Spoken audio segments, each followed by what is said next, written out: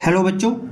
हमने स्टार्ट कर दिया था इग्नू के बीएससीजी और बीएससीएम वाले स्टूडेंट्स के लिए बीपीएससीटी 131 के प्रीवियस ईयर के क्वेश्चन पेपर का सॉल्यूशन। और आज हम लोग स्टार्ट करेंगे जून 2025 का क्वेश्चन नंबर फर्स्ट का एफ पार्ट।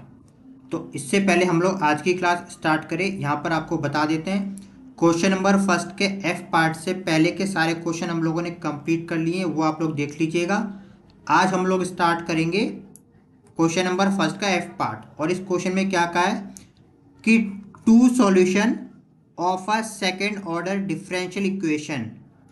एक डिफरेंशियल इक्वेशन दे रखी है और उसके दो सॉल्यूशन दे रखे हैं। कौन कौन से? एक दे रखा है आपका y1 इक्वल टू में साइन टू एक्स, और दूसरा दे रखा है y2 इक्वल टू में कॉस टू एक्स। आपको कैलकुलेट करना है their Wronskian and state whether or not their solution are linearly independent। ठीक है, तो इसको सॉल्व कैसे करना? बहुत ही सिंपल है। सॉल्यूशन पहले इसका गिवन कर लेते हैं। गिवन हमारे पास क्या दे रखा है? Given differential equation, given differential equation and solution.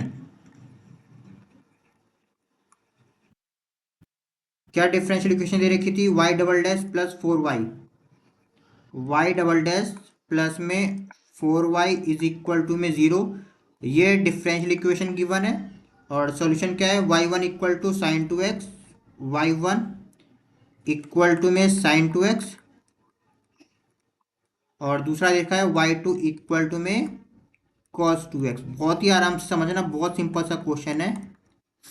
आपको एक सेकंड ऑर्डर की डिफरेंशियल इक्वेशन और उसके दो सॉल्यूशन दे रखे हैं, y1 equal to sine two x, y2 equal to में कॉस टू एक्स। इसके साथ ही आपको कैलकुलेट करना है। क्या कैलकुलेट करना है? आपको रॉस्कियन कैलकुलेट करना है। रॉस्कियन जिसे हम लोग कैपिटल डब्ल्यू से भी शो करते हैं, वो आपको कैलकुलेट करके बताना है। और इसके साथ ही आपको बताना है कि रॉस्कियन का यूज करके कि ये जो दोनों सॉल्यूशन है वो लीनियरली इंडिपेंडेंट है या फिर नहीं। ठीक है, इंडिपेंडेंट है या नहीं, सिंपल है। अब एक बात ध्यान रखना, यहाँ पे एग्जाम में कोई सी भी डिफरेंशियल इक्वेशन हो सकती है और यहाँ पे कोई से भी सॉल्यूशन हो सकते हैं, दो तीन चार कितने भी हो सकते हैं। ठीक है, ज़्यादा से ज़्यादा तीन देगा, तीन से ज़्यादा आपके सिलेबस में नहीं है, ध्यान रखना। ज़्यादा मैक्स तीन या दो या तीन बस। ठीक है, तो पहले इसकी डेफिनेशन लिख लेते हैं। सिंस बाय डेफिनेशन ऑफ रॉस्कियन, रॉस्कियन की डेफिनेशन लिख लेते हैं।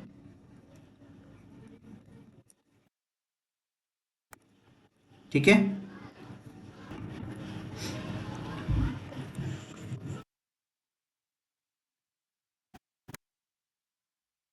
ये डेफिनेशन है। If solution of differential equation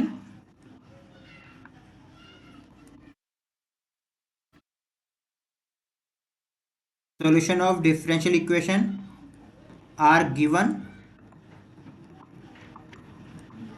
then क्या होगी? दो कंडीशन है ना। Then if w is not equal to zero, अगर w क्या होता है हमारा? Is not equal to zero आता है।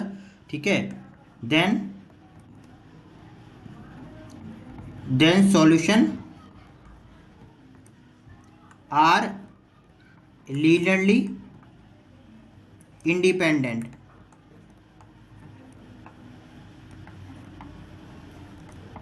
ठीक है, अगर आपका W is not equal to zero, W कैसे निकालते हैं बताएंगे। ठीक है, भी सॉल्व करेंगे क्वेश्चन। अगर W is not equal to zero है तो सॉल्यूशन हमारे कैसे होंगे? लीनियरली इंडिपेंडेंट होंगे। दूसरा, अगर हमारा W कैसा हो जाएगा? Equal to zero, then solution are linearly dependent.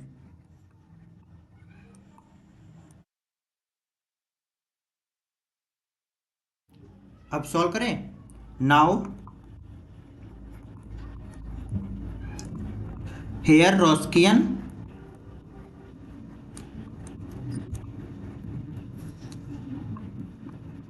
Capital do, तो फॉर्मूला ये होता है रोस्कियन का, ध्यान से देखना।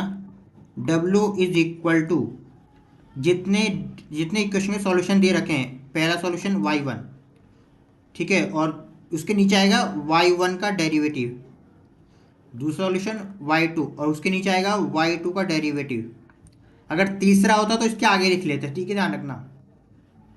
एक सेकेंड, यहाँ पे आता है डिटरमिनेंट, ब्रैकेट नहीं डिटरमिनेंट, और डिटरमिनेंट सॉल्व करना आपने स्टार्टिंग के चैप्टर में सीखा है। सीखना याद रखना, जितने भी आपको सॉल्यूशन देंगे वो ऊपर आएगा, और उन सॉल्यूशन के डेरिवेटिव, अगर ये y1 है तो नीचे क्या आएगा y1 का डेरिवेटिव, ये y2 है तो नीचे क्या आएगा y2 का डेरिवेटिव। समझ गए? ठीक है, अब इसको लिख लेते हैं पहले। y1 कितना हमारे पास था, साइन 2x, और y2 हमारे पास कितना था, cos 2x। अब इनका डेरिवेटिव करते हैं, देखो साइड में देखना, डेरिवेटिव बहुत सिंपल है। फर्स्ट लाइन तो याद रखना, सबसे छोटे से बेसिक आप ये फॉर्मूला याद रखना, स्टार्टिंग में आपको बता रखा था। अगर आप साइन एक्स का डेरिवेटिव करेंगे तो उसका डेरिवेटिव होता है cos x, ठीक है। दूसरा, अगर आप cos x का डेरिवेटिव करेंगे तो उसका डेरिवेटिव होता है माइनस का साइन एक्स, ठीक है। दूसरा, लेकिन यहाँ पे क्या दे रखा है, यहाँ पे दे रखा है साइन के अंदर 2x दे रखा है। मेन फॉर्मूला होता है साइन एक्स और कॉस एक्स।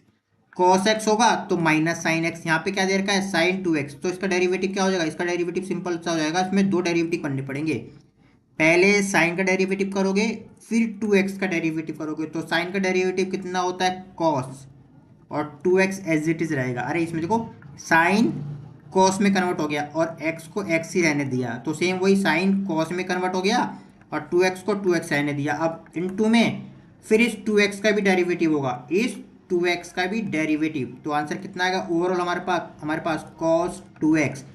2x के डेरिवेटिव में 2 आपका सेम ऐसे रहता है और x का डेरिवेटिव 1, तो ओवरऑल हमारा आंसर आता है 2 cos 2x। समझ गए?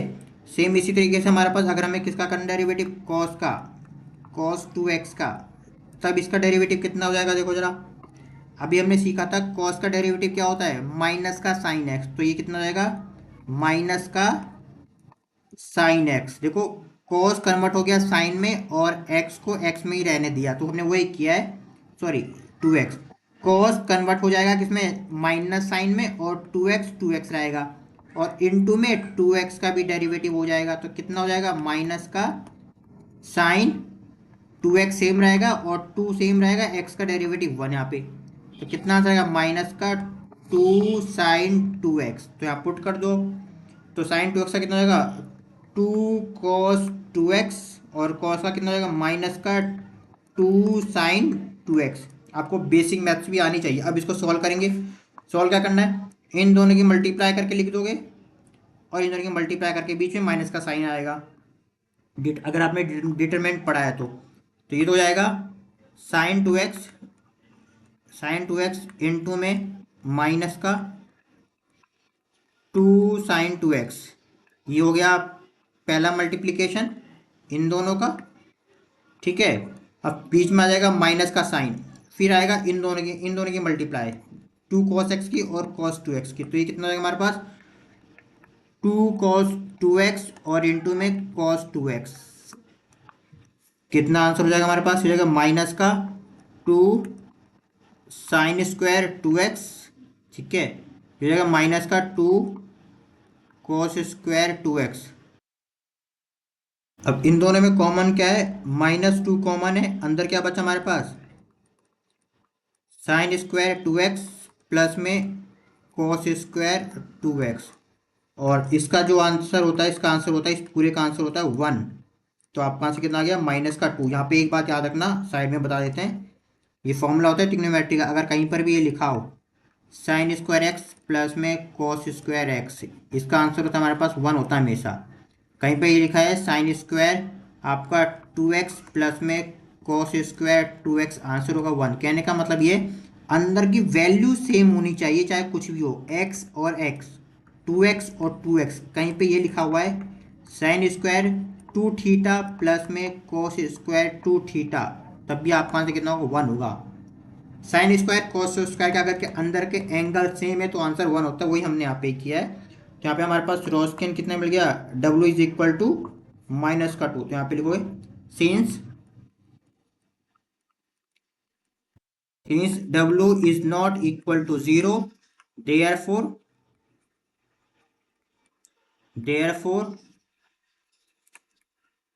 solution of given different solutions, दो सॉल्यूशन है ना, solution of given differential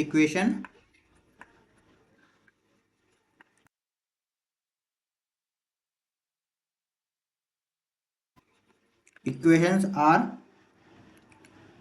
linearly independent, जो हमने आपको स्टार्टिंग में डेफिनेशन बताई थी। एग्जाम में डिपेंडेंट भी पूछ सकता है, तो हमने आपको इंडिपेंडेंट और डिपेंडेंट दोनों ही बता दिया है। ठीक है, तो ये वाला क्वेश्चन कंप्लीट कर लेना। नेक्स्ट क्लास में हम लोग नेक्स्ट